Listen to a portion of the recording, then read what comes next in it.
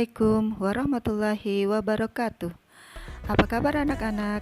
Ketemu lagi dengan Ibu Delisa. Kali ini kita akan membahas materi IPS kelas 9 tentang globalisasi. Kita bisa pergi keluar kota bahkan ke mancanegara dengan cepat. Kita dapat memperoleh informasi dari berbagai belahan dunia dengan cepat. Kita juga dapat membeli barang-barang dari luar negeri secara online dengan mudah dan cepat. Dan saat ini di Indonesia sedang tren mode-mode dari luar negeri seperti negara Korea, Jepang, dan Amerika Serikat. Berkat proses globalisasi, negara-negara di dunia nyaris kehilangan batas-batasnya dalam artian geografis.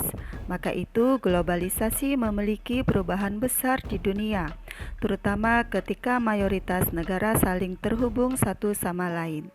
Selamat datang di era globalisasi.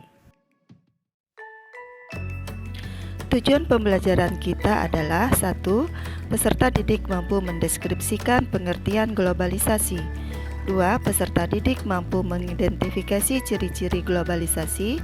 3. Peserta didik mampu menganalisa bentuk-bentuk globalisasi. 1. Pengertian globalisasi.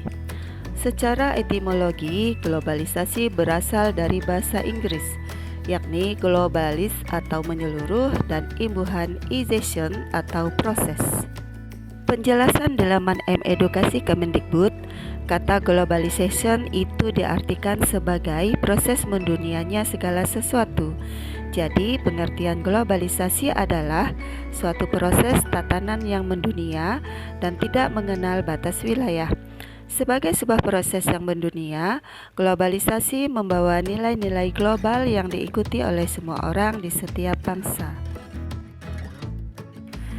Menurut Waters dalam Kemento Sunarto 2004, globalisasi ialah suatu proses sosial yang di dalamnya kendala geografi terhadap pengaturan sosial dan budaya menjadi surut, dan manusia menjadi semakin sadar bahwa pengaturan tersebut menjadi semakin surut. 2. Ciri-ciri globalisasi. 1. Perubahan konsep.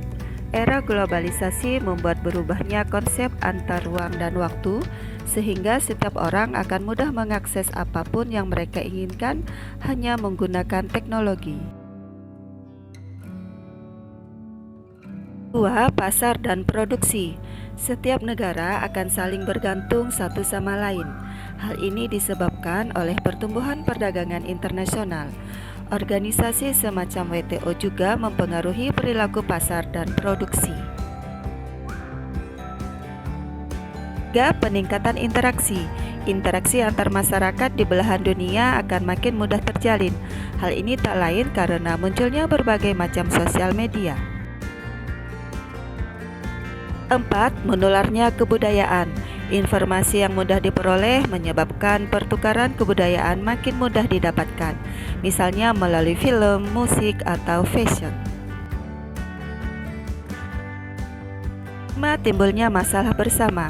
Lantaran kompleksnya jalan perekonomian dan perdagangan, hal ini juga memicu timbulnya masalah dari berbagai negara, misalnya inflasi regional, masalah lingkungan hidup, dan sebagainya. 3. Bentuk-bentuk globalisasi. 1. Bidang sosial budaya. Pertukaran budaya globalisasi menyebabkan adanya pertukaran budaya. Artinya budaya di suatu negara dapat mudah masuk ke negara lainnya, membuat orang bisa menjangkau kebudayaan negara lain dengan mudah. Proses peluburan dan hilangnya sebuah kebudayaan sudah lumrah terjadi jika kita membicarakan globalisasi.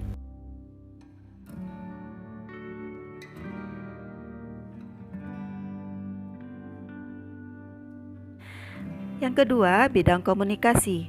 Globalisasi di bidang komunikasi merupakan semakin mudahnya orang di dunia dalam bertukar peran dan melakukan komunikasi dengan orang-orang di berbagai penjuru dunia secara langsung dan dalam waktu cepat.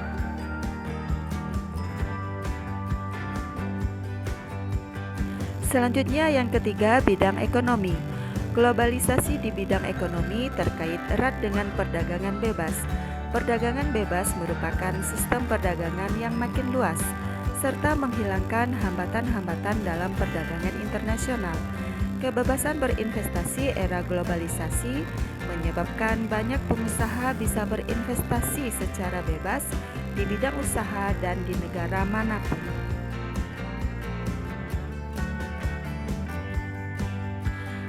4.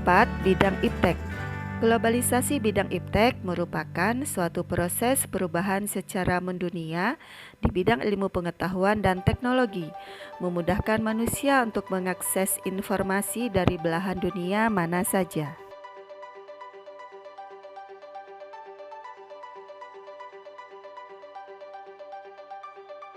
Sedangkan yang kelima, bidang transportasi. Kemudahan dalam berpergian, adanya globalisasi, membantu manusia untuk berpindah tempat dari satu tempat ke tempat lainnya yang jauh dengan menggunakan transportasi tertentu.